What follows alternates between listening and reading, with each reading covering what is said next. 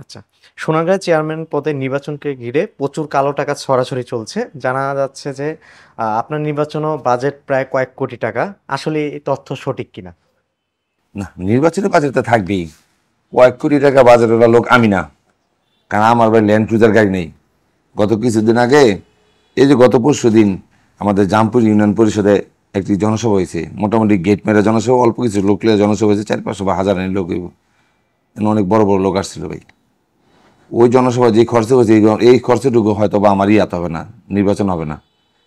জানেন কিনা জানি না, বড় বড় লোক জনসভা করছে, ল্যান্ড ক্রুজার গাড়িগুলো সুন্দর সুন্দর কাপড় চোপড় পরে জনসভা করছে জামপুর ইউনিয়ন। আমার বদনাম অনেক কইছে নির্বাচনের মাঠে। আমার মুরব্বী তারা প্রবীণ রাজনীতিবিদ, নারায়ণগঞ্জের জেলা আওয়ামী লীগের সদস্য আছে, অনেক বড় বড় লোক ছিল ওই জায়গায়। সোনারগাঁও রাজনীতিতে যারা মেরুকরণ তৈরি করে, আওয়ামী লীগের যারা মেরুকরণ তৈরি করে, তারা অনেক ছিল, বড় বড় অনেক বড় বড় সিনিয়র নেতারা ছিল। এই জনসভা করতে যেই টাকাটা খরচ হয়েছে তাদের, আমার বিরুদ্ধে, হয়তো এই টাকাটা আমার লাগবে না সারা সোনারগাঁও নির্বাচন করতে।